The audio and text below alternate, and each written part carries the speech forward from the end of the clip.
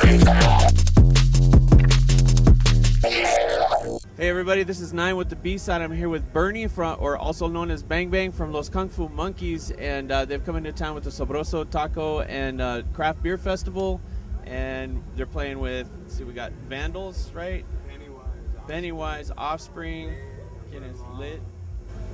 Hey, that's about it for this show, but we've been playing with great bands like, I don't know, the Street Dogs and Me First and the Gimme Gimmes, and you know, it's been fun. It's been real fun.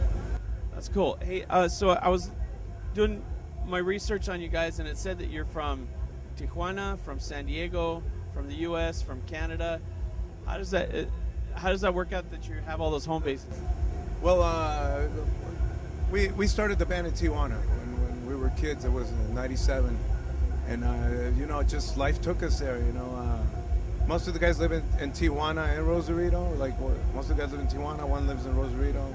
My drummer lives in Rosarito. Our bass player is living in San Diego. I moved to LA 5 years ago. Our original bass player, he doesn't tour with us, but he still records with us. He lives in Montreal. Our bassist and our guitarist, well, they're brothers. Our original bass player and our guitarist are brothers. They're Canadian as well. You know, they're Mexican Canadian, and that's how the connection with Canada started. We got signed to a Canadian label, Stomp Records. And we started touring over there, and it just happened that life took us there. You know, I never thought that I was going to end up living in LA, but I did. And we just make it work, and we go on tour, and we have fun, record records, and all that good stuff. That's cool. It's awesome how technology has advanced so much in just a couple of generations. You think about like what our grandmothers had to do. Like if somebody passed away, it would take 6 months for somebody to find out that it happened, and now you can interact with your bandmates instantaneously in another country thousands of miles away. Yeah. You know, it's just like always, like communication is key, and then keep working. You know, make it work. And I guess we've been doing this for so long that we can already know each other, and we already got a formula as a band, and just being apart for a little bit doesn't mean we can, you know, get together, practice every once in a while, and you know, always having fun. You know, it's just what we do. That's cool. It's cool that you guys have that kind of groove. I have a few friends that are like that. Like sometimes we don't see each other for a decade, but the second we're together, it's, you know, just the same. We're brothers, man. Maybe we're not blood, but it's pretty much blood, man. We've been together for so long, and we grew up together, and we spent months in the car together in a band. You know, we're a family. That's all we can say. You know, we're a family, and we make it work as a family. That's cool. So, talking about the international connections, everywhere I've gone in the world, you can find a punk band, you can find a ska band, and maybe more so, ska everywhere is really like a universal connection. From New Zealand, Austria, India has got a rockin' ska scene. Japan has a huge ska scene. From these little teeny tiny islands, you know, came this calypso sound. Man, we know those guys, and we've seen them live, and they're flawless. Flawless band, amazing. I mean, Japan has amazing bands. Hot Shot, I don't know, Kimori. Yeah. Well, what do you think it is that about ska that's that sort of binding force that's an easy communication for everyone? You know, I don't know. Ska was really popular between 95, the 2000s.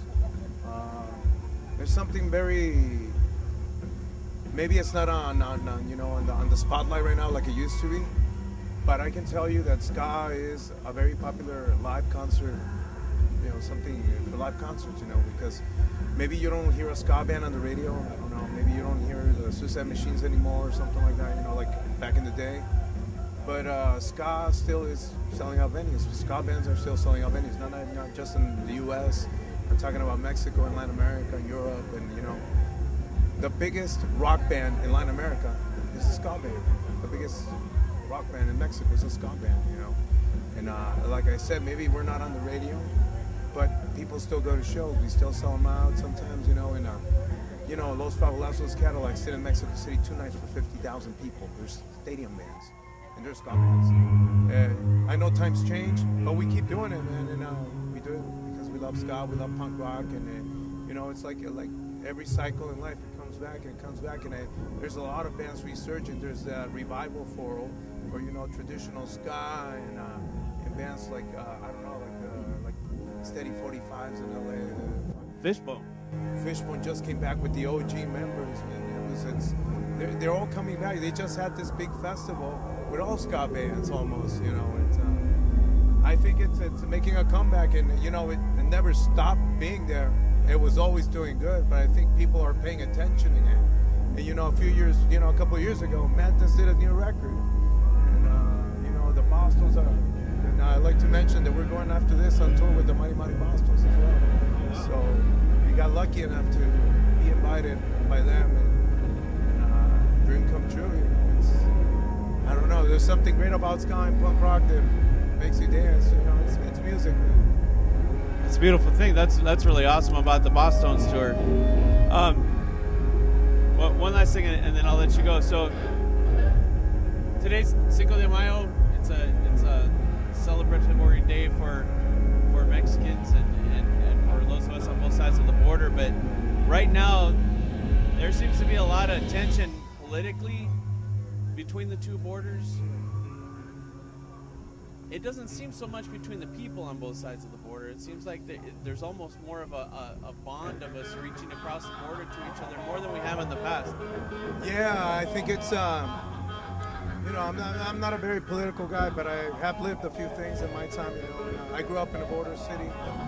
I was born in San Diego, but I grew up in Tijuana, Mexican American. I lived my whole life a binational life, coming and going.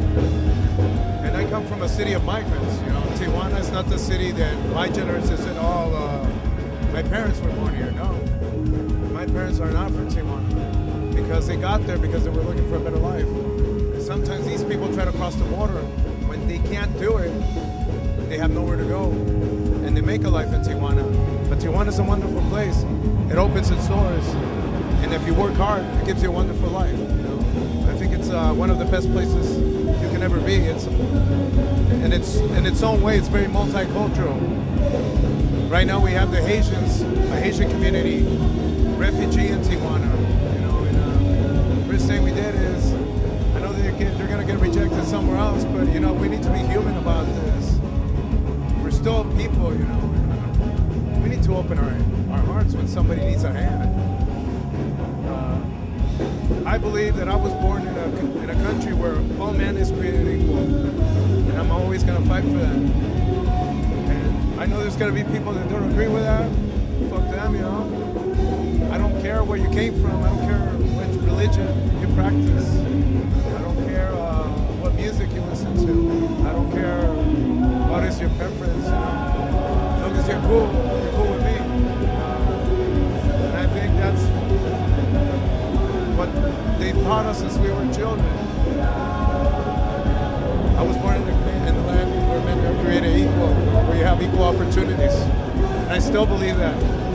And I still believe I was born in a country that was made by immigrants. And back in the day, racism wasn't amongst there was the difference. You could have been Irish and I don't know, English, and there was racism even between them back in the day. Then it became different and harder and uglier in a certain way. Like I said, this is a little bit difficult to talk about, but what I've seen where I grew up, I just see people who are trying to make a better life for themselves. And I see good people, and I come to the U.S. and I see great people who came here, made a life, and have great children, and are becoming great people themselves. Scientists, artists, doctors, teachers, and I think we should embrace that. I've heard of guys being deported who grew up, who were brought here as babies, and even had masters, and they got deported just because they weren't born in the right place.